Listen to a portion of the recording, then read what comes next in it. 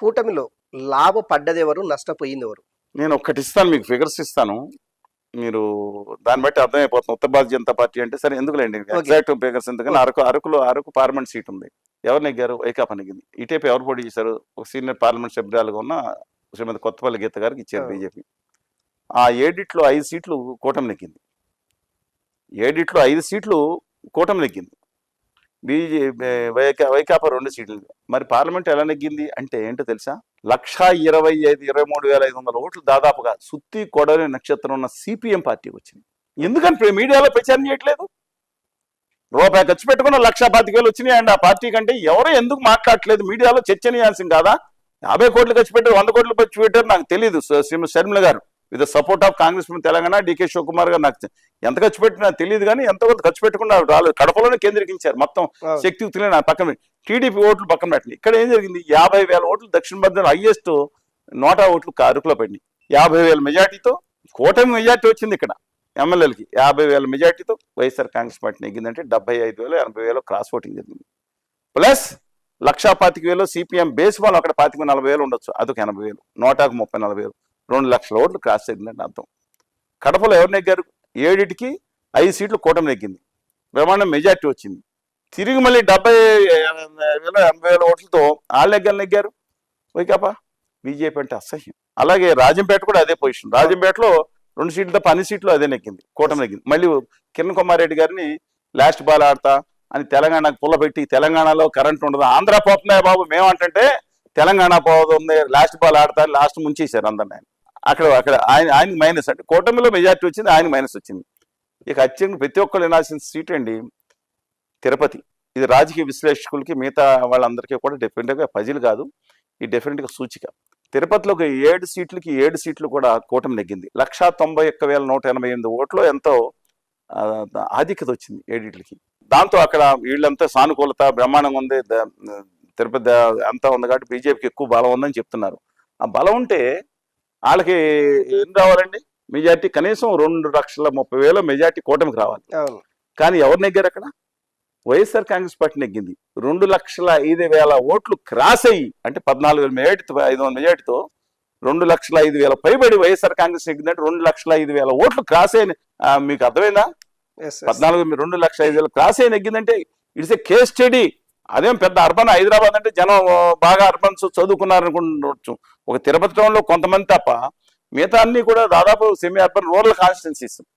అక్కడ ప్రజలు ఎంత విచక్షణ ఉపయోగించి ఉత్తర భారతీయ జనతా పార్టీ మీద అసలు 0.5 ఉన్న వాళ్ళకి సీట్ ఇవ్వటం ఏంటని, కానీ 3 సీట్లు మాత్రం తీసుకెళ్లి జగన్ గారు ఇచ్చారు. రఘురామకృష్ణరాజు గారు సీట్ ఇవ్వకపోతే డమ్మీ క్యాండిడేట్ పెడతాను అగ్రిమెంట్ అంట, ఆ 3 సీట్లు ఇచ్చేశారు. లేకపోతే అక్కడ కూడా ఓడిపోయి ఉండేది. ఎవరికి లాభం ఎవరికి నష్టం మీకు అర్థమైంది కదా. ఇవాళ వాళ్ళు తన చేతిలో ఇవాళ 25 పార్లమెంట్ సీట్లు వచ్చేయండి వీళ్ళకి. ఇవాళ కేంద్రంలో చక్రం తిప్పే అవకాశం ఉండేది. ఏపీ ముఖ్యమంత్రి చంద్రబాబు నాయుడు పోలవరం సందర్శించారు. 75% అంటే 73-75% కంప్లీట్ అయింది, అయినా 4 years పడుతుంది అనేసి అక్కడ ఉన్నటువంటి నిపుణులు చంద్రబాబుకు సూచించడం జరిగింది. నల్గొండలో ఒక బ్రహ్మాండ ఇల్లు కట్టుకుంటున్నారు. ఇల్లు కట్టడానికి 2 లక్షలు అవుతుంది.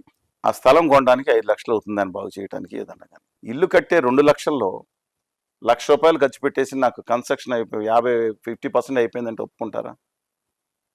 ఇళ్ల స్థలానికి ఎవరిస్తారు? ఇళ్ల స్థలం వాళ్ళు వేరే దగ్గర కొనుక్కున్నప్పుడు వాళ్ళని అనుకో ఇవ్వాలి కదండి. ఇవాళ పునరావాస ప్యాకేజీకి అవసరమైన 33,000 కోట్ల రూపాయల్లో కొంత భాగం మాత్రమే ఖర్చు పెట్టారు. అది 2017 SR స్టాండర్డ్ రేట్స్ ప్రకారం 55,000 కోట్లకు ప్రాజెక్టు ఇదైతే 53,000 కోట్ల ఆమోదం పొందింది. 40,000 కోట్లు ఇస్తానని పక్కన పెట్టండి. ఇది 2017లో.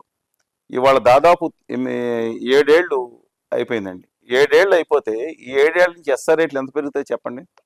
25% పెరుగుతాయి. ప్రాజెక్ట్ కాస్ట్ ఇవాళ యాక్చువల్గా ఫుల్ కాస్ట్ తీసేగా తీసుకుంటే 75,000 కోట్లు అవుతుంది అనుకుంటే ఇవాళ మొత్తం రాష్ట్ర ఖర్చు పెట్టిన నిధులు ఎంత అండి? 23,000 కోట్ల లోపండి.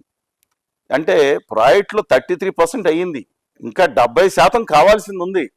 ప్రాజెక్ట్ అంటే ఆ రాతి కట్టేయటం కాదండి, రిహాబిలిటేషన్ రీసెటిల్మెంట్. కొన్ని మానవీయత కోణంతో ఆలోచించాలి మనం. ప్రాజెక్ట్ అంటే కట్టేసి సర్దార్ సరోవర్ ప్రాజెక్టులో చప్పట్లు జరుచుకోలేదు వాళ్ళందరూ.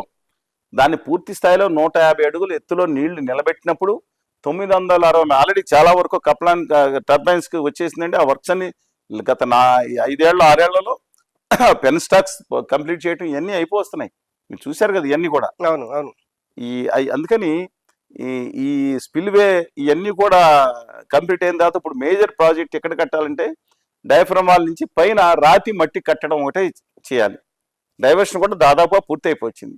ఇవాళ అది పెట్టేసి ఇది బీజేపీ ఏం చేస్తుంటే ఉత్తర భారతీయ జనతా పార్టీ అదానీ గారు అంటే కంపెనీ కుట్ర ఏంటంటే ఆ ప్రాజెక్ట్లో ఏదో రాతి మట్టి కట్టడం వేసేసి మోడీ గారిని పంపించేసి ఈయనకి జాతికి అంతిమం చేసి ప్రాజెక్ట్ అయిపోయింది, నీళ్లు ఏముందో రిహాబిలిటేషన్. ఈ దుర్మార్గమైన కుట్ర జరుగుతుంది. ఇది ఎంత దుర్మార్గమైన కుట్ర. ప్రాజెక్ట్ ఇంకా 70% అంటే రిహాబిలిటేషన్ రీసెటిల్మెంట్ వాళ్ళు మనుషులే కదండి.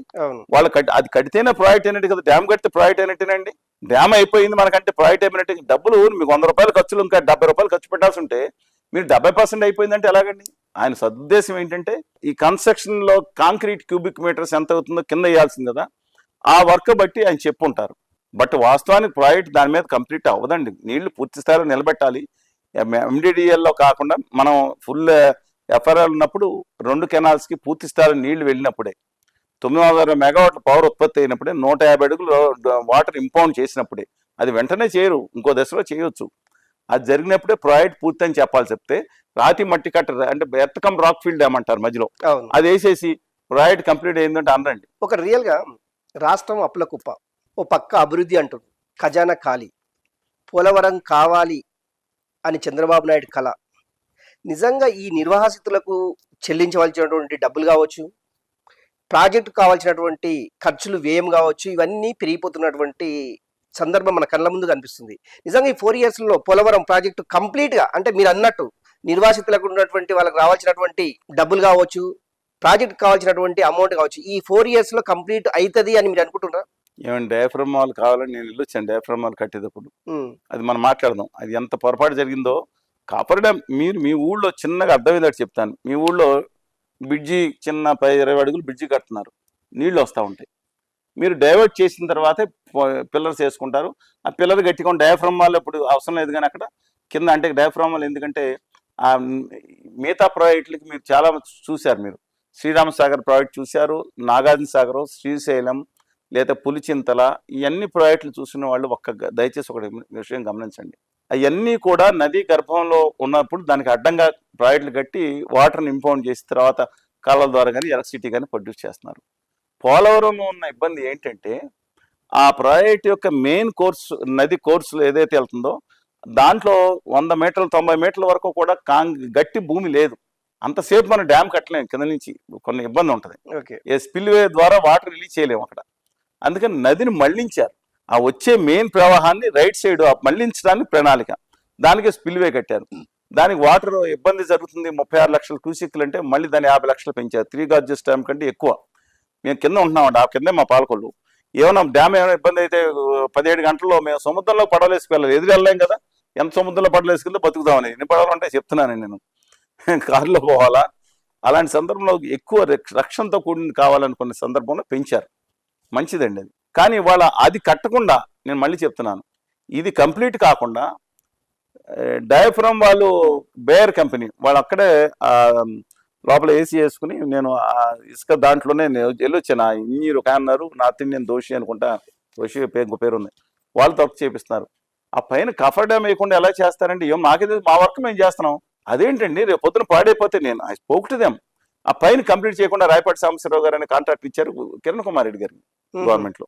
ఆయన సరే వ్యక్తిగతంగా నాకు ఆయనతో కొట్టలేదు, కానీ ఆ company not that much efficient అండి, ట్రాన్స్ట్రై.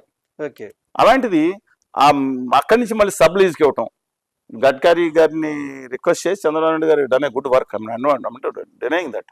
కానీ జరిగినది ప్రజలకు చెప్పకపోతే ఎలాగా? ఆ కఫర్ డ్యామ్ పైన 30% ఎంతో కంప్లీట్ చేయకుండా, కింద 70% కంప్లీట్ చేయకుండా డయాఫ్రమ్ వాళ్ళు ఇచ్చారు. వేసేయటం వల్ల ఏమైంది? నెక్స్ట్ 2019లో నిజంగా ఇంకోటి చెప్తాను, 2014లో 100 కోట్లు ఇచ్చి ఊరుకుంది సెంట్రల్ గవర్నమెంట్. ఏం చేయాలి తెలియక పట్టిసీమ కోసం ఈ కెనాల్ కోసం డబ్బులు ఖర్చు పెట్టారు, మెయిన్ డ్యామ్ మీద పట్టిపెట్టాల. రిహాబిలేషన్ కొంచెం మొదలు పెట్టారు. 2015 సంవత్సరంలో 100 కోట్లు ఇచ్చి ఊరుకుంది. కావాలంటే నాబాటి ఇవన్నీ మాట్లాడలేదు. ఇదేం అన్యాయం అండి? మిగతా ప్రాజెక్టులు జాతీయ ప్రాజెక్టులు అంటారు, మేము ఇస్తాం మీరు ఏదో చేసుకోండి కొంచెం పావులబడి ఇవ్వటం. 2016లో కూడా మొదట్లో మాట్లాడాలి. లాస్ట్ సెప్టెంబర్లో అంటే నవంబర్ డిసెంబర్లో ఎక్కువ నిధులు ఇవ్వడం మొదలుపెట్టింది. ప్రాణం పెట్టి పనిచేసినట్టు చంద్రబాబు నాయుడు గారు సోమవారం పోలవరం చెప్పి పనిచేశారు.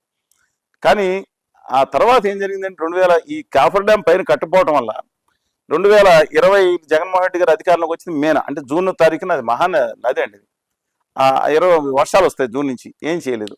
మొత్తం ఆ సగం పోడ్చిపోవటం వల్ల ఆ మొత్తం రావాల్సిన నీళ్ళన్నీ ఇక్కడి నుంచి మొత్తం వెళ్ళిపోయి నీళ్ళ అడుగులు ఉంటుంది, అది కొట్టేసింది. ఏం చేయాలి? ఎవరు బాధ్యులు? వీళ్ళు తర్వాత రివర్స్ స్టాండింగ్ అని మొదలుపెట్టారు. మొదలుపెట్టిన తర్వాత వాళ్ళన్నా కొంచెం ఐస్ టెక్నాలజీ వాడి చూడాల్సింది. మనం వచ్చే మార్చి ఏప్రిల్ నుంచి చూసుకుందాంలే కదా, వర్షం నీళ్ళు తగ్గిందా అనుకున్నారు. మళ్ళీ మార్చిలో మళ్ళీ కర్ఫ్యూ పెట్టారు, ఈసారి కోవిడ్ పెట్టారు. కోవిడ్ మీరు చూశారు కదా. అవును. కోవిడ్ పెడితే ఎవరు పని చేస్తారు? నీళ్లు కొట్టేసింది మొత్తం. ఒకటి ఆ డయాఫ్రమ్ వాళ్ళు 435 మీటర్లు అంటున్నారు పార్టీగా. ఈ అందరూ అక్కడ అటు ఇటు నేను చెప్తానండి. ఇవాళ ఏం జరిగింది, మళ్ళీ దానికి కొత్తగా సమాంతరంగా వెళ్ళి నామానాయుడు గారు దమ్మనోడు. ఇప్పుడు వచ్చి నీటిపారుదల శాఖ మంత్రి మంచోడు. సరే, మన పనితరమైన తర్వాత చూస్తాం, కానీ వ్యక్తిగతంగా చాలా మంచి వ్యక్తి. కొంచెం డాక్టర్ నామానాయుడు అంటే డాక్టరేట్ చేసిన వ్యక్తి, వ్యవసాయ రంగం పట్ల ఆసక్తి ఉన్న వ్యక్తి దాంట్లో. అందుకని ఆయన ఎలాంటి పట్టించుకోవాలి, ఎలాంటి ఇంజనీర్ని పెట్టుకున్నారో ఆ రోజు చూసాం మనం. అందువల్ల ఇది మాత్రం నిజంగా నేను చెప్తున్నానండి, పైన కాఫర్ డ్యామ్ జెట్ గ్రౌండింగ్ చేసింది మొత్తం కంప్లీట్ చేసేసుకుని, అది 3 సంవత్సరాలు అంటున్నారు, ఇంకో సంవత్సరం ఎక్కువచ్చు. డయాఫ్రమ్ వాళ్ళు ఒక్క సీజన్లో కంప్లీట్ చేయొచ్చు, యుద్ధ ప్రాతిపదిక చేస్తే. కానీ అక్కడ డబ్బులు లేవని చెప్పుంటారు ఆయన. నేను చెప్తున్నాను, కేంద్ర ప్రభుత్వానికి అలగాలి. కేంద్ర ప్రభుత్వం బ్లాక్మెయిల్ చేస్తున్న ఆంధ్రప్రదేశ్ ప్రభుత్వాన్ని. గౌరవనీయురాలు నిర్మలా సీతారామన్ గారికి మేము మొదటిసారి మామూలుగా మాట్లాడుతుండోసరి 1-20 నిమిషాలు సమయం ఇచ్చినప్పుడు నాతో పాటు నాగేశ్వరరావు గారు, పోలవరం నిర్వాసుల నుంచి డాక్టర్ గారు సంతోష్ గారు అందరూ వెళ్ళాము. ఆవిడతో 1-20 నిమిషాలు పైగా మాట్లాడాము. ఆవిడ ఏమన్నారంటే, మేము ఈ డ్యామ్ దానికి ఏదో ఇచ్చేస్తాం, మేము ఈ రిహాబిలేషన్ అంటానికి ఈవిడికి హక్కే ఉందండి. మెయిన్ రిహాబిలేషన్ రీసెటిల్మెంట్ అది ఇవ్వను అనేవాళ్ళు ఆంధ్రాకి ద్రోహం చేసినట్టే. అందుకని పోలవరం విషయంలో మాత్రం దయచేసి ఇది 1 yearలో ఒక సీజన్లో కంప్లీట్ చేసే అవకాశం యుద్ధ ప్రాతిపదిక చేస్తే ఉంటుంది. ఎత్కమ్ రాక్ఫిల్ డ్యామ్ కూడా చేయొచ్చు. కేంద్ర ప్రభుత్వం నిధులు ఇవ్వాలి, వాళ్ళు బ్లాక్మెయిల్ చేస్తున్నారు. రాష్ట్ర ప్రభుత్వం నీకు స్టేజ్ 1 అని పెట్టి ఈ డ్యామ్కి ఇస్తాం, రిహాబిలేషన్కి ఇవ్వమని దుర్మార్గమైన కుట్ర చేస్తున్నారు. ఉమాభారతి గారు మహానుభావురాలు ఎక్కడుందో, ప్రైమ్ మినిస్టర్ ఆఫీస్ నుంచి పిచ్చి పిచ్చి కాగితాలు వస్తే క్వశ్చన్ లేదు, మేము ధన్యవాదాలు చెప్పాం. మొత్తం 100% ఇవ్వాలని రాసిన గొప్ప ఆవిడే. అక్కడ ఏ పార్టీ అయితే నేను సాల్యూట్ చెప్పాలంటే వాళ్ళకి, ప్రాంతం కోసం కష్టపడిన వాళ్ళకి. వాళ్ళని ఇద్దరిని గడ్కరీ గారికి కూడా ఐడియా ఉంది. మోడీ గారి మీద మాత్రం మోడీ గారు అండ్ అదానీ గారికి మాత్రం ఆంధ్రప్రదేశ్ మీద కక్ష ఉంటుంది తెలంగాణ మీద. నా అభిప్రాయం ప్రకారం గట్టిగా కేంద్ర ప్రభుత్వానికి నిలదీసగలిగితే రిహాబిలేషన్ రీసెటిల్మెంట్ కూడా గత సంవత్సరం వచ్చే సంవత్సరం అంటే ఉత్తర భారతీయ జనతా పార్టీ అదానీ కంపెనీ అంటుంది ఆంధ్రప్రదేశ్ ప్రజల తోలు తీసి, అంటే టోల్ వేసి లేకపోతే సెస్ వేసి వాళ్ళ బాధి వాళ్ళ పొళ్ళు కొట్టి కట్టమంటుంది. కండిషనల్ వెరిఫికేషన్ చాలా దుర్మార్గం అండి. అండ్ కంపెనీ ఆయన అంటున్నారు కదా, ఆయన అండ్ కంపెనీ అంటే వాళ్ళ భక్తులు వాళ్ళు మిగతా వాళ్ళు అంటున్నారు. ఇది నిజం కాదు ఇది. అందువల్ల నేను అడుగుతా ఉన్నాను, దయచేసి చిత్తశుద్ధితో కనుక చేసుకోగలిగితే పోలవరం ప్రాజెక్టు ఖచ్చితంగా పూర్తి ఇంక్లూడింగ్ 150 ఫీట్లతో దశలవారీ అనుకోండి మనం పెట్టుకోగలిగినప్పుడే 900 మెగావాట్లు తిరిగినప్పుడే ప్రాజెక్ట్ పూర్తి అయిపోతుంది. కానీ ఎత్కమ్ రాక్ఫిల్ డ్యామ్ చేసి చప్పట్లు చేసుకుంటే సంవత్సరంలో 2 సంవత్సరాలు అయిపోతుంది అని కాదు. దీనికి ఇట్ మే టేక్ 4 years. నేను ఒప్పుకున్నాను, రిహాబిలేషన్ రీసెటిల్మెంట్కి 1 yearలో అవుతుంది, 2 to 3 years పడుతుంది. అంతలో దశల వారీగా మనం నీళ్ళు ఇంపోర్ట్ చేసుకోవచ్చు.